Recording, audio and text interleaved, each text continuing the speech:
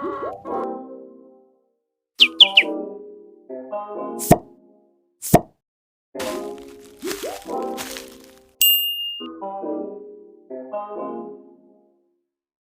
चाहिँ हामी बाँकी तीनवटा कन्जङ्सनहरूको बारेमा चाहिँ डिस्कस गरौँ है। पहिला सुरुमा चाहिँ आउँछ निगेसन। निगेसनलाई चाहिँ डिनोट चाहिँ तपाईँहरूको बुकमा चाहिँ यसरी डिनोट गरेको छ होइन। धेरै स्ट्यान्डर्ड बुकहरूमा चाहिँ यस्तो नोटेसन पनि हुन्छ। कम्प्युटर साइन्समा चाहिँ तपाईँहरूले चाहिँ पाउनुहुन्छ यस्तो यो बार भनेर माथि कहीँ प्राइम पनि युज गरे जस्तो लाग्छ। अब यो गर्दै गर्दैन थाहा छैन, तर मलाई चाहिँ यो पिडिएफमा टाइप गर्नको लागि चाहिँ यो प्राइम सजिलो हुने भएको हुनाले चाहिँ निगेसनको ठाउँमा चाहिँ मैले प्राइम भनेर लेखेको छु है।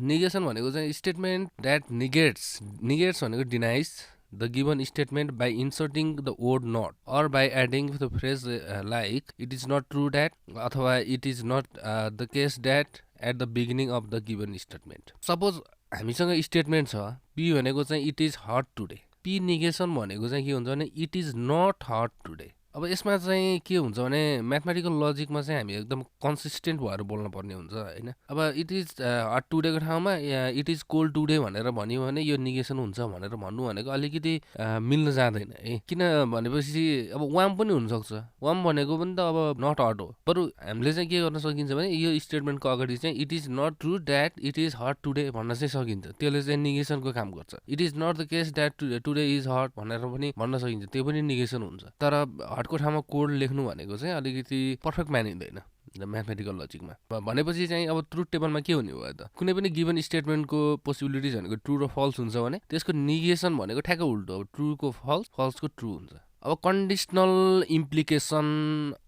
यो जे भन्दा पनि एउटै हो। यसमा पनि अब दुई किसिमको नोटेसनहरू देख्न सक्नुहुन्छ तपाईँहरूले होइन। अब हायर लेभलमा गइसकेपछि अब टिचरहरू अलिकति अल्छी भएपछि चाहिँ अब सिङ्गल एरो दिन्छन्। अहिले तपाईँहरूको बुकमा चाहिँ डबल एरो देख्नुहुन्छ होला। The statement combined by if then, यो भनेको चाहिँ क्लज हो। इङ्ग्लिसमा चाहिँ तपाईँहरूले क्लजहरू मजाले पढिसक्नु भएको छ होइन। यो इफको केसमा हुन्छ के हुन्छ भने यो इफ यहाँ अगाडि एउटा स्टेटमेन्ट पी हुन्छ, त्यसपछि कमा हुन्छ, देन पछि चाहिँ फेरि अर्को स्टेटमेन्ट के हुन्छ, क्यू हुन्छ। यो पहिला सुरुको यो स्टेटमेन्टलाई चाहिँ के हुन्छ भने हाइपोथेसिस अथवा एन्टिसिडेन्ट भन्छ र यो पछाडिको स्टेटमेन्टलाई चाहिँ के भन्छ भने कन्सिक्वेन्ट अथवा कन्क्लुजन। सपोज एक्जाम्पल हेरौँ, इट इज रेनिङ टुडे भनेको पी स्टेटमेन्ट छ, the football ground is slippery भनेको चाहिँ स्टेटमेन्ट क्यू छ। पी कन्डिसनल क्यू भन्नुको के हो भने if it is raining today then पछि चाहिँ के, Q, the ground is slippery. अब यो केसमा चाहिँ के हुन्छ भने यो हाइपोथेसिस र एन्टिसिडेन्ट भनेर चाहिँ तपाईँहरूले एकदम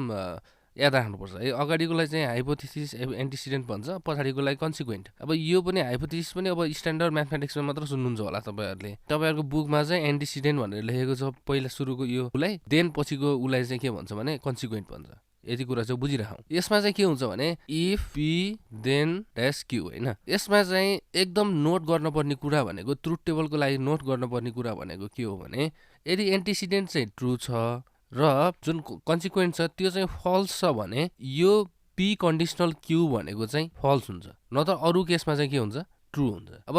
सपोज पी र क्यू छ हामीसँग, अब यो ट्रुथ टेबल त हामीलाई थाहा छ, ट्रु फल्स फल्स भयो, ट्रु फल्स भयो होइन। अब हामीले चाहिँ यसमा चाहिँ कन्डिसनलको केसमा चाहिँ हेर्नुपर्ने भनेको जस्ट के भने कन्सिक्वेन्ट चाहिँ फल्स भएको केस हेर्नु पर्यो। यसको करस्पोन्डेन्समा एन्टिसिडेन्ट चाहिँ ट्रु छ भने यो फल्स हुन्छ, हामीले भनेको थियौँ। अब यसको करस्पोन्डेन्समा अब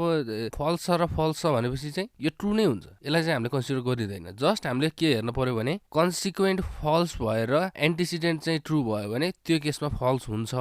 कन्डिसनलको केसमा भन्ने कुरा चाहिँ माइन्डमा सेट गर्नु पर्यो। अब आयो बाइकन्डिसनल। बाइकन्डिसनललाई अब इक्विभ्यालेन्स पनि भन्छ होइन। तपाईँहरूको बुकमा चाहिँ एउटा यस्तो यो टाइपको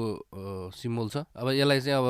यसरी पनि डिनोट गर्न सकिन्छ। अनि एब्रिभिएसनमा चाहिँ इफ एन्ड ओन्ली इफ भनेर चाहिँ अब IFF पनि लेख्छन्। Two statement combined by the phrase if and only. P conditional Q भनेको चाहिँ म्याथमेटिकल्ली अथवा लजिकल्ली चाहिँ के हो भने P conditional Q and Q conditional पीसँग चाहिँ इक्विभ्यालेन्ट हुन्छ। यसलाई चाहिँ P conditional Q conjunction Q conditional P भनेर लेखिने भयो होइन। नेसेसरी एन्ड सफिसियन्ट कन्डिसन पनि भन्छ यसलाई। अब सपोज हामीसँग चाहिँ स्टेटमेन्ट पी भनेको द ट्रायङ्गल इज इक्विलेटरल छ, क्यू भनेको all side of the triangle are equal. P biconditional Q भनेको चाहिँ the triangle is equilateral if and only if all sides of the triangle are equal. अब यसमा के हुन्छ भने यो नेसेसरी एन्ड सफिसिएन्ट कन्डिसन भनेको के हो भने हामीले द ट्रायंगल इज इक्विलेटरल भनेर भनिसक्यो भने यसले के इम्प्लाइज गर्छ इक्विलेटरलको साइडको त सबै इक्वल हुनुपर्छ भनेर इम्प्लाइज गर्छ फेरि यो उल्टो पनि जान सकिन्छ क्या हामी यदि ट्रायंगलको साइड सबै इक्वल छ भनेर भनियो भने if all side of the triangle are equal it implies that the triangle is equilateral both side चाहिँ हामी के गर्न सकिन्छ जान सकिन्छ यसैलाई नै हामीले बाइकन्डिसनल भनेको कन्डिसनल हुन्थ्यो भने सिंगल एरो हुन्थ्यो बाइकन्डिसनल भएपछि उता गएर फेरि फर्किँदाखेरि पनि त्यही नै हुन्छ लजिक अब पी कन्डिसनल क्यू त अब तपाईहरुलाई थाहा छँदैछ अब इफ ट्रायंगल इज इक्विलेटरल अब थ्योरम प्रुफ गर्दाखेरि चाहिँ हामीले बाइकन्डिसनललाई चाहिँ कहिले पनि डाइरेक्ट प्रुफ गर्न सकिदैन के हामीले पहिलो सुरुमा चाहिँ के गर्ने हो भने पी कन्डिसनल क्यू ट्रु हुन्छ भनेर प्रुफ गर्ने त्यसपछि फेरि क्यू कन्डिसनल पी पनि ट्रु हुन्छ भनेर प्रुफ भयो भने यसले चाहिँ hence P is biconditional to Q भनेर चाहिँ अटोमेटिक प्रुफ हुन्छ यसको लागि चाहिँ इम्पोर्टेन्ट हो यो हैन बाइकन्डिसनलको केसमा के हुनुपर्छ भने दुईटै स्टेटमेन्टको ट्रुथ भ्यालु चाहिँ सेम छ ट्रु छ अथवा फल्स छ भनेपछि चाहिँ यो केसमा चाहिँ बाइकन्डिसनल चाहिँ ट्रु हुन्छ त्यही हेर्ने हो दुईटैमा चाहिँ सेम कहाँ छ ट्रु यहाँ छ फल्स यहाँ छ अब यसमा चाहिँ अब यो ट्रु छ भने फल्स छ भने ट्रु छ यो दुईटामा फल्स भयो हैन यो दुईवटामा चाहिँ के हुने भयो ट्रु हुने भयो अब रिभिजन गरौँ है त गएको 2-3 वटा क्लासमा चाहिँ महासंग्रामै गरियो महाभारतै भयो हैन यति चाहिँ अब सिम्पल टपिकलाई पनि कति कम्प्लिकेटेड बनाएर पढाएको होला भन्ने पनि सोच्नुभयो होला तपाईहरुले तर